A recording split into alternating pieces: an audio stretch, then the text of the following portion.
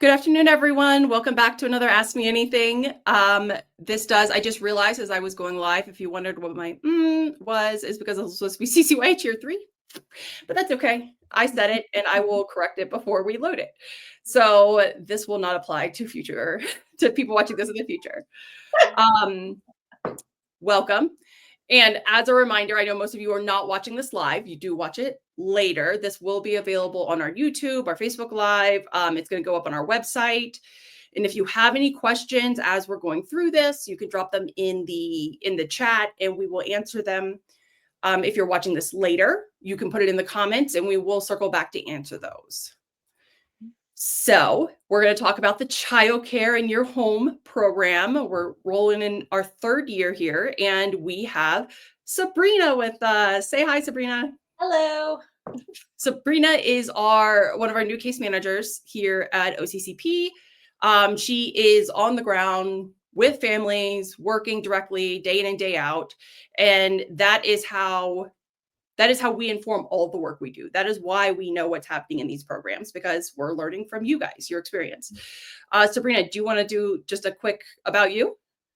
Sure. I'm a military spouse. My husband's in the Space Force. I've been working with OCCP for like 6 weeks, and it has been like a real masterclass in all of this childcare stuff. It is so much more complicated than I ever thought. But it's really fun and rewarding to help families figure this out, as stressful as it is for them. And I'm trying to not take on all this stress too. Yes. Yeah. It is a lot more complicated. We're so grateful for Sabrina. Sabrina homeschools her children, right? Yes. So she does not utilize childcare in a traditional sense. And so it has been a heavy learning curve, but it is that way for most families, right? Like when they are first navigating it, it is a heavy learning curve. Yes. So, okay, let's get started. All right. So, Sabrina, why don't you go ahead with introduction here? Sure. So we're talking about the CCYH program, which stands for Child Care in Your Home. And basically, this program is a subsidy program that allows families to hire a private caregiver. So this is like a nanny would be the comp for private caregiver. Like I said, this is a subsidy program. So this is going to operate in the same way that if you're using the oh my gosh, childcare in your neighborhood, the MCCYN program, if you're using that and that payment is in the form of a subsidy to the childcare center, this is the same thing. The payment is in the form of a subsidy to your caregiver or your nanny that you're using. And that's like one of the biggest contention points that I used to see in case management, right? Families not understanding they are not the reimbursed party. Yep. So absolutely. To the provider, and we'll talk a little bit about what that kind of means. Mm-hmm. So here, what I want to do just really quick, a brief overview of where we were, where we are. The year one, the initial year for this program, it was originally called the In-Home Childcare Pilot Program, ICHPP. At that time, it ran in its first year, it was in 5 locations. So it was the top 5, identified childcare deserts for DoD. When we looked back at it, it had served about 5 families in its first year. And so that was not, ideal. It was still very much a learning curve. We were figuring out how does this work for families.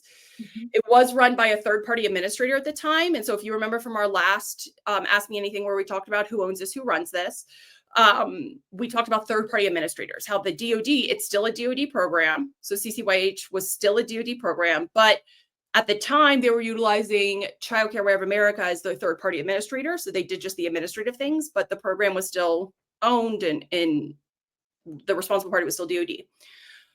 In the first year, we really only saw dual mill families accessing this program. And so that also made it a little harder to hear from families and find out, how is it working? What does this actually look like for you?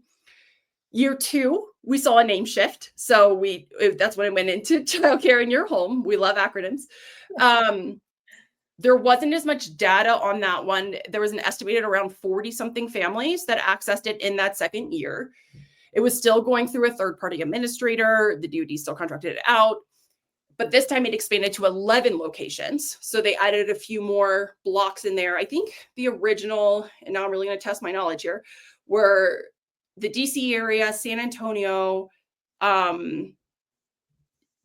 JBLM, Hawaii, Colorado Springs. I think we're incredible. Sure, that sounds right. That's okay. So it's 11. It was 11. Yeah. Again, we were still primarily only seeing dual mill families access this because it does go based on your priority, just the same way that all the other programs do. And so when you start there at that top, it was that dual mill, serving 2 people at once. Year 3, we saw a shift. So we had sent out we published a little post about it when the announcement was made that it was going to be shifting from the third-party administrator as the administrator, so Child Care Away from America as the administrator, into Navy CYP. So they are who currently operates militarychildcare.com, MCC. And so they were taking on the Child Care in Your Home program as well.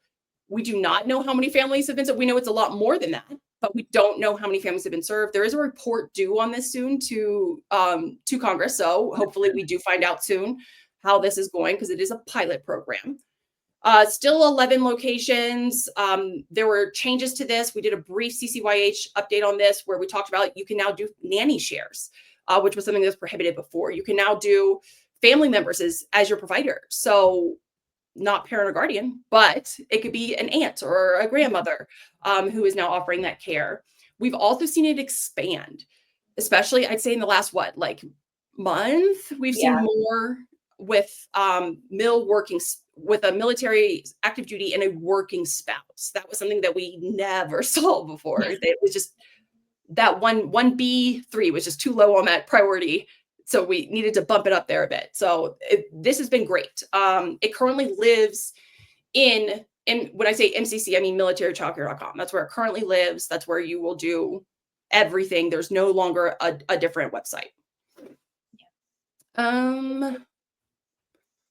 Okay. And there are limitations, Sabrina. Yes, there are. And they are kind of big too. So first, it's expensive. Hiring a private caregiver is an expensive thing to do.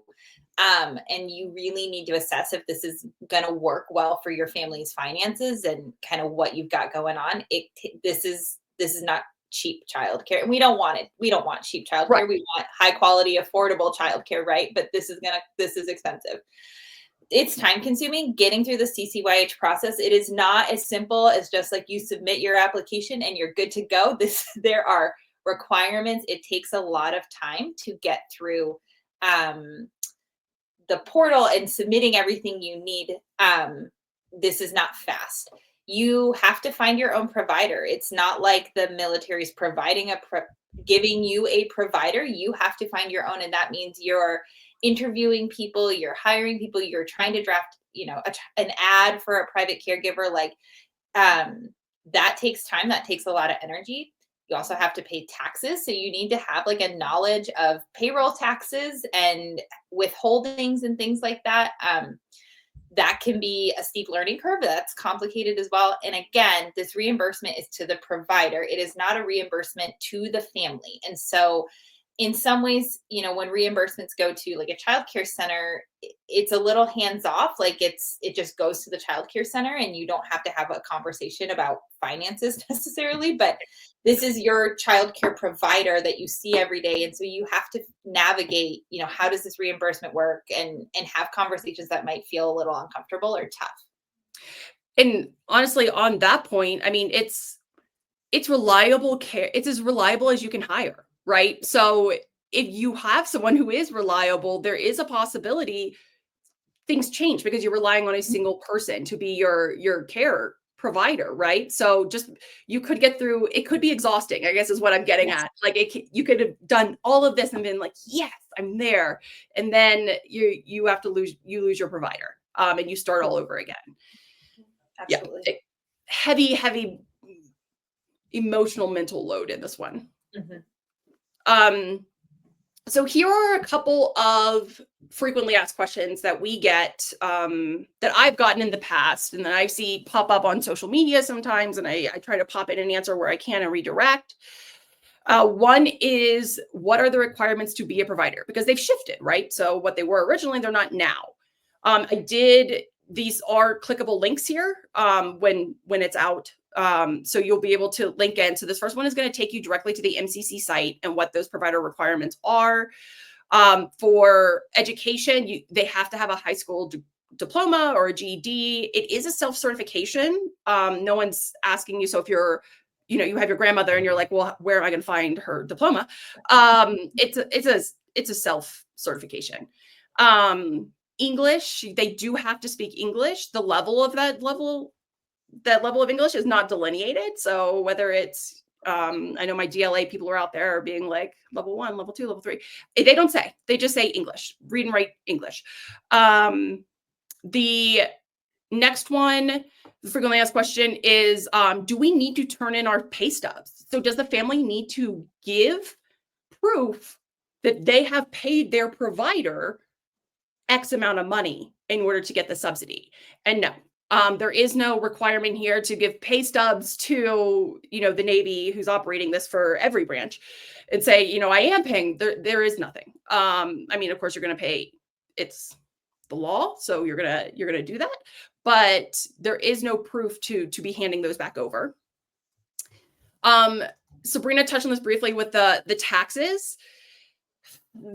We get a lot of tax questions. We're not tax professionals. I will link you to some tax professionals, and we have some tax professionals that we refer families to because we have a working relationship with them where they've really tried to understand the CCYH program, how it works, what those impacts are.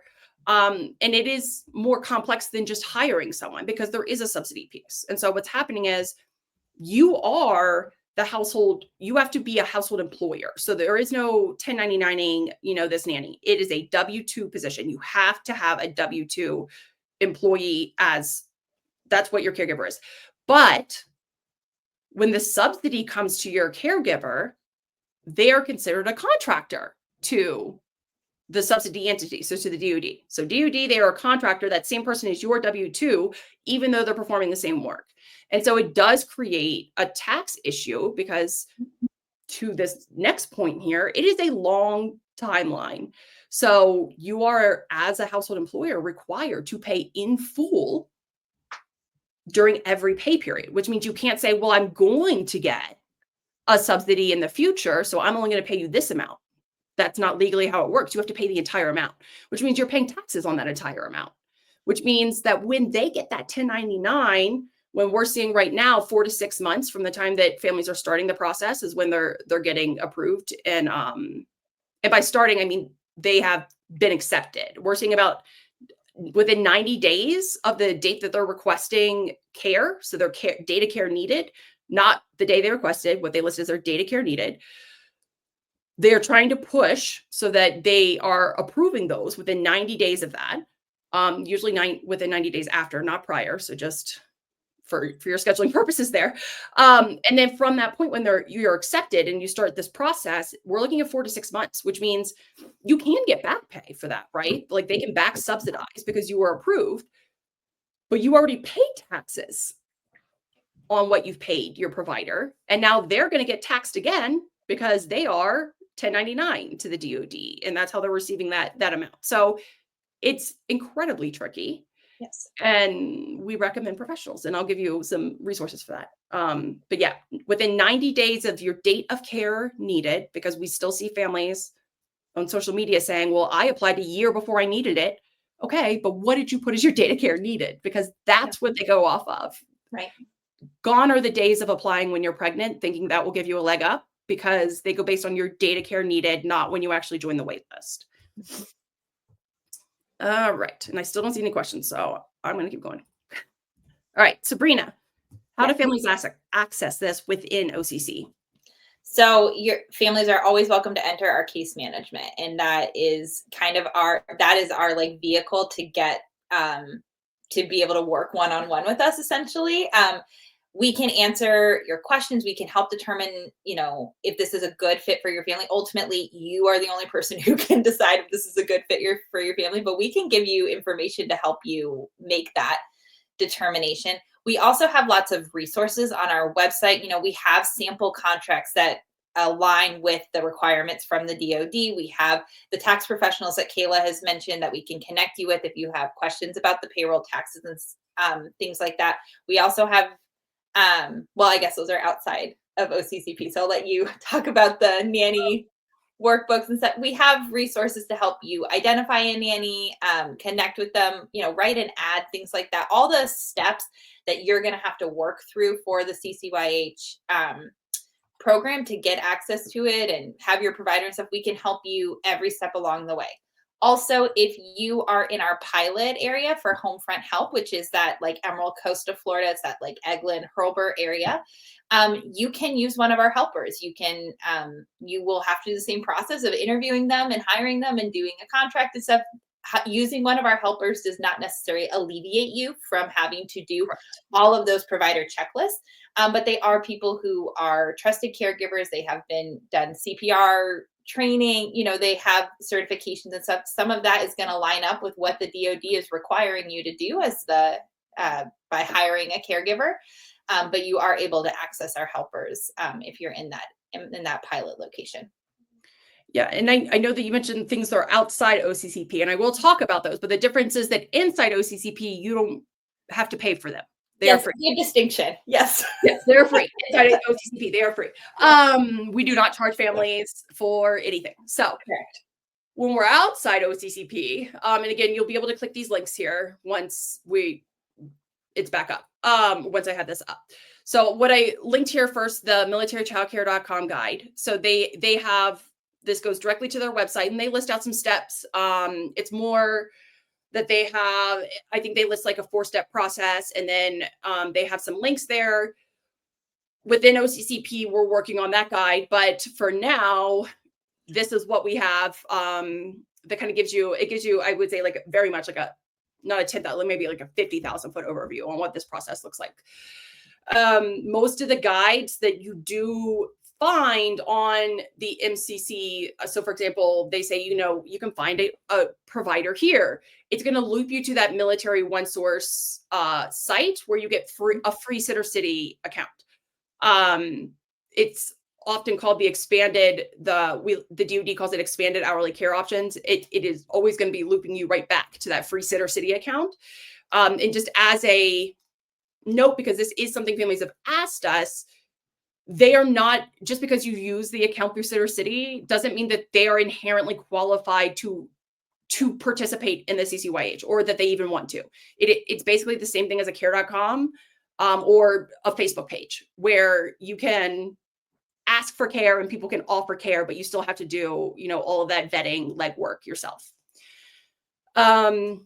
Some options that I did put $ next to them just in case. So care.com, you can look for providers there. They do have some tools there as well that if you wanted to, play around with them. I think they do have some links for helping you figure out taxes. I think they have a payroll service that they do now.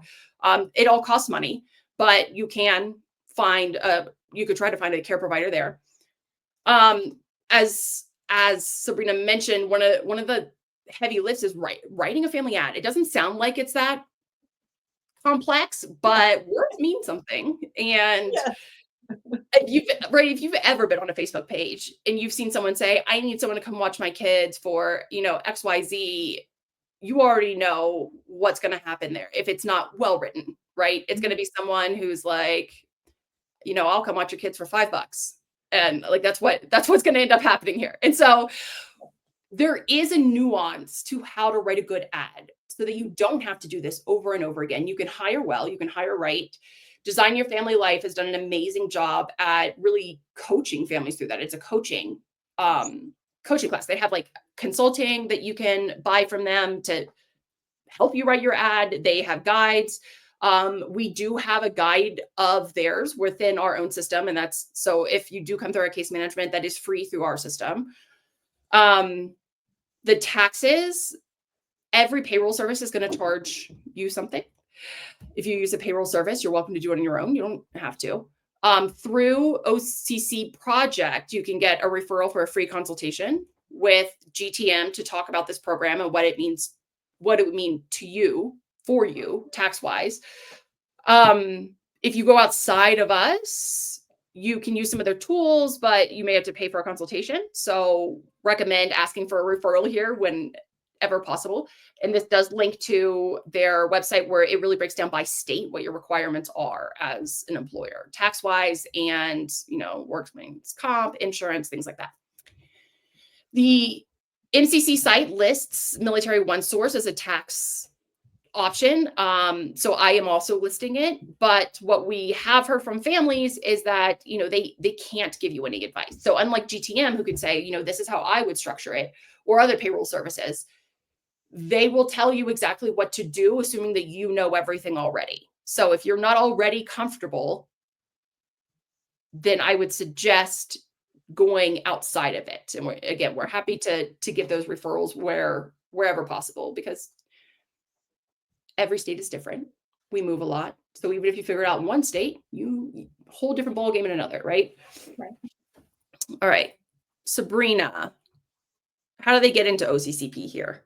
Yes. So on our website, there are many links that will take you to case management, but you basically fill out that intake form, and you'll get a lovely email from myself or one of our other case managers. You can, sometimes people just need education. They just need to understand what this is, because it's complicated, and they just need to ask some questions. We're here to support that and happy to do that. We have, can connect you with the resources, help you determine if this is a good fit for you.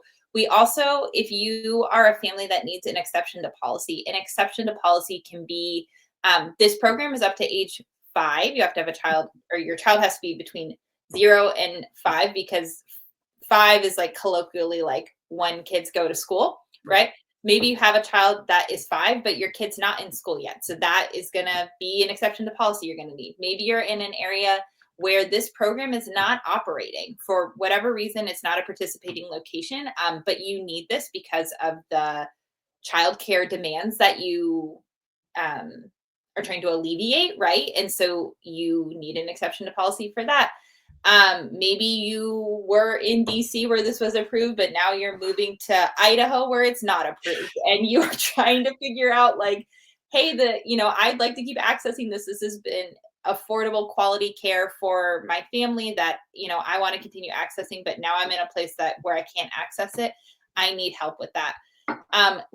There are other exceptions to policy. I'm just not going to get into all of them. So many. And then, yes, so many. But then also families who have started this process on your own, but you got stuck. We get a lot of families coming in who got stuck at somewhere in the childcare process. This stuff is not easy, and it's not streamlined. And you just need support to get unstuck. We are here to help with that, and you'll just come in through case management the same way. And maybe you need a combination of all of the above in some way, and we do that too. It's not one size fits all, or it is one. I don't know. You said it the right way. It's not. No, it's not. It's not one size fits all. You said it perfectly. Every family is unique. You nailed it. Yeah, yes. Absolutely. And so if you are outside OCCP, because of course people do this without us all the time. So we are not the be all end all in accessing any of these programs. We say that to every family who comes in. You can do it on your own. You could start. You go to militarychildcare.com, you submit your application. You need to ensure you're in a pilot location though, because if not, when you sign in to request that full-time care, it's not going to show up as an option. So CCYH will not be a little checkable option there. You will request the program and you're going to wait for your acceptance. Again, it goes based on your data care needed, not when you submitted it. So keep that in mind when you're listing what your data care needed is. You're going to be contacted by a CCYH specialist when you are approved, and they're going to give you what those next steps are. And of course, if you get stuck, you just loop right back to what Sabrina said. If you are I'm going to talk about it in a second, what to do if it doesn't show up as an option in your area and you think it should. If you need an exception to policy, but you want to go it on your own, then I will here. I think it might actually be the next slide. Let me look. No, but I know it's on there. So we will get there. So let's roll really quick. A lot of this we've kind of gone over. This is our what we love and where we worry section. So what we love about year 3 is this is still, expanding access to infant care. So while cost prohibitive for some families, it does give an option, especially for people who have infants, which is just nearly impossible to find right now. Like it's just not something that's available. The option for a live-in caregiver or a nanny share did in this last year make that a more affordable option. It's a little trickier to navigate tax employer wise, but it is easier. Like it's a more affordable option, not easier, but it's more affordable. The location requirements. We have seen some exceptions to policy for locations, and we see this as to be especially helpful for recruiters in our reserve families who may be geographically isolated. So while they are not in a childcare desert per se, like by DoD standards, they don't have access to the care that they need to meet their mission needs. The hour requirements. The program requires at least 30 hours of full-time care, but when we have families who are in shift work or frequent TDYs, the program gives flexibility for that. And that's just something that we don't have when you look at traditional care within like early childhood education centers, wherever they may be. Those are pretty rigid hours, limits, 10 hours only. And of course, nobody wants to have their children in centers for more than 10 hours a day. But, the reality is sometimes you have to, like sometimes you don't have a choice. And in those situations, it's nice to be able to have your child at your house instead, where they're comfortable. And the update allowing not only the update to it to allow the caregiver flexibility piece. So now it can be grandma. Now it can be an aunt. And that was something that didn't exist before. And we had a lot of families who would fly their family members out to help them. Mm-hmm. Where we worry, I think I brought this up last time, we still do not have the ability to utilize this for an au pair. Au pairs are more cost effective. We see a lot of military families utilizing them, but they're not eligible to work in the US. That is a requirement of this program. You have to be eligible to work in the US, and they're here on student visas. So that is not a parameter that they can leverage. And another is that English requirement. And I left it there with the au pair because sometimes, those things overlap. This does prohibit families from choosing a trusted caregiver. Maybe if they are in a dual language household and they do want to choose an abuela to come and watch their child, and maybe that abuela doesn't speak English, the child is learning Spanish and English, but because abuela doesn't speak English, she does not qualify for this program. Another place we saw this was a family had a child who was deaf, and they wanted a deaf caregiver to care for their child. And because they did not speak or they could read and write, but they didn't speak English, they were not qualified for the program. So that's still a place that we don't really love. We're a little worried, hoping to see some changes. The next is, while we mentioned the hour flexibility in our loves, that's really only if your child is under 5. So if you have frequent overnight shifts, or just shift work in general, you have TDYs, you're gone on the weekends, and your child might be 6, but you would still be leveraging over 30 hours of care because of that, you don't qualify. You can always ask for an exception to policy, but it's very much up to the discretion of whoever is looking at it to decide if they grant it. The same applies if you have a child who is over 5, but is EF&P.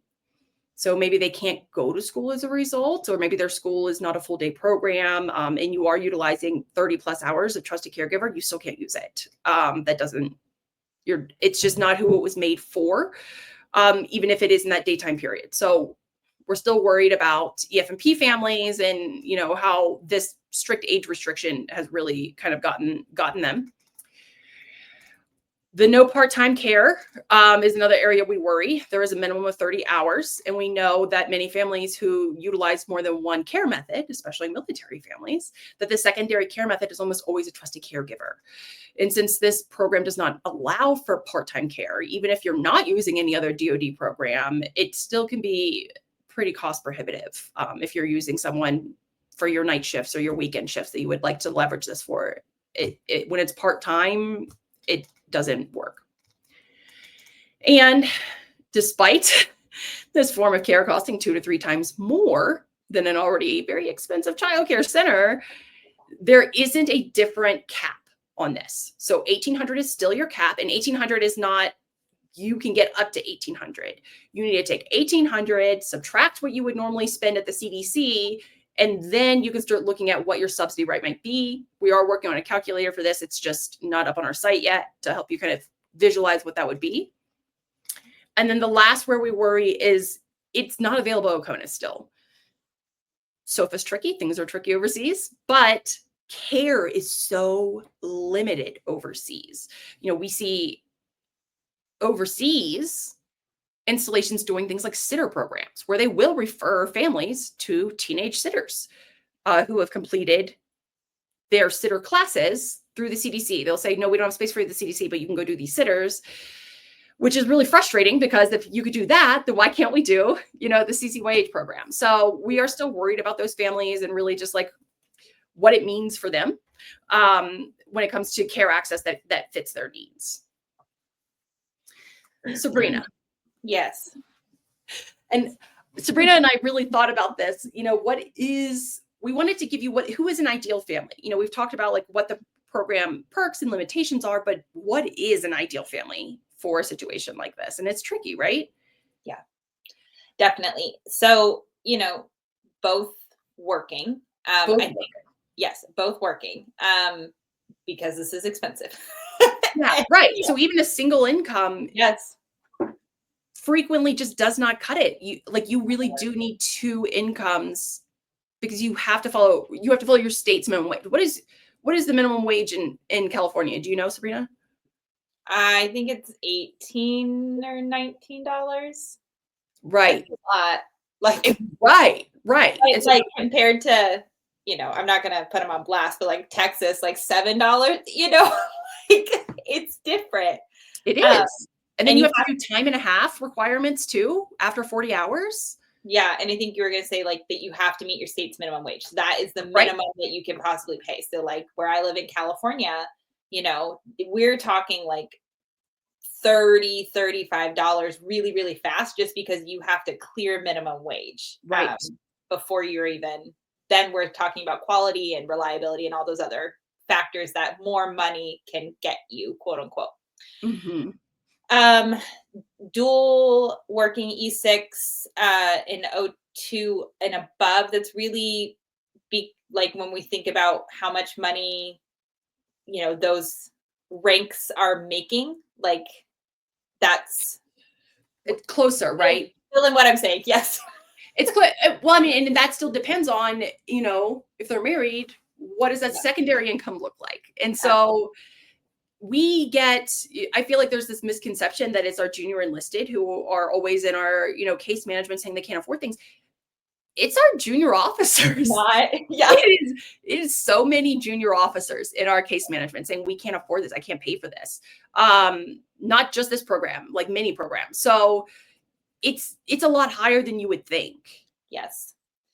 2 kids, 1 kid under 5, and you as the parent work, you have like this unusual work schedule or these really long hours or just kind of a schedule that is not conducive to putting your kids in a traditional childcare center. We say 2 kids, 1 under 5 because under 5 qualifies you for the program. Yes. But if I have let's say I have a 3-year-old, and I also have a 7-year-old, but I'm paying that private caregiver to provide care for the 3-year-old during the day. But then my 7-year-old comes home from school, and now I've already paid that private caregiver to provide care.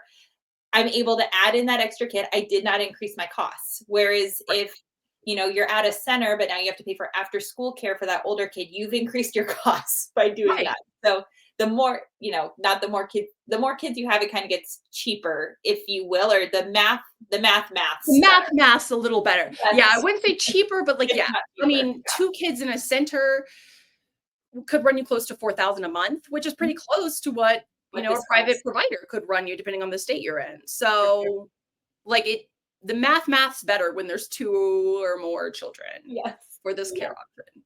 Yeah. And the tax and payroll. Yes. Well, the tax and payroll and that experience as an employer or hiring, I think that there's just this misconception that how hard can it be? It's hard. It's not it's not simple. It's not smooth. There's a reason why people leverage contractors so much, because payroll is hard. There's a lot of rules. And if you haven't done it before, it's easy to get yourself in a spot. The IRS finds everybody. And I think, the hiring experience, hiring as an employer, or just hiring in general, this is not maybe for that weekend date night or something, you are totally comfortable having the teenager next door, come watch your kids for a couple hours. Like, I know I am. It is different when that person is now providing full-time care for your kids. Your standards probably as a parent just go up. Hiring a private caregiver is not the same. And we would encourage you to not treat it the same as hiring that infrequent babysitter. We accessing safe, affordable childcare. We have things we ideally want to see, like OCCP wants to see those caregivers qualifications, I guess you could say, for them to have. And so if you're not used to doing this, you're a first-time parent, or this is the first time you've ever hired a private caregiver, like, it's a learning curve and it's hard. So if you're not used to it, it's tough. No, absolutely agree. And that's primarily like this, right? If you're starting for the first time you do it, I don't know if I would want to get the federal government involved the first time that you hire someone. Like, I think maybe the first time you hire someone, it should be a little simpler. But when you are now dealing with multiple government entities, multiple federal level government entities and state level government, to make sure that you are doing it the right way, it's a lot more stressful than I think a lot of people understand. So this is a plus. In no way, and this is ideal, right? So I'm not saying that, a couple of E5s, typical, with a couple of E5s with an infant can't utilize this type of care, but it's harder. So this would be like the ideal situation for a program the way it is currently built. With nanny shares and everything like that, maybe we'll see more things shift. Yes, I apologize on behalf of my dog, who it's okay. What's his name right now? What's your dog's name? Toby. Toby. Okay. Thanks, Toby. Mm-hmm. Okay. I know that we went a little over our time anyway. Sabrina, do you think there was anything like major from our case management that we missed that you can think of? The only thing I can think of is going back to that timeline slide that you had earlier, that like this process to get approved for this is taking time for families, and it's time you may not feel like you have. Like, you may need care immediately or in the next couple of weeks because you're going back to work, or a shift change, or something like that. If you have not planned for a private caregiver to be your point, your preferred form of childcare, you cannot, it's hard to kind of roll back the clock. Like, there's just not clock to roll back on, because it's taking a while for families to even get accepted into the program and then get in all the right documents and get those through the system. So I would just highlight that, there's not much we can do about it. We try in case management to help with expediting the process, but it is a process. Yeah. And this is a program because you're relying on another individual instead of a center.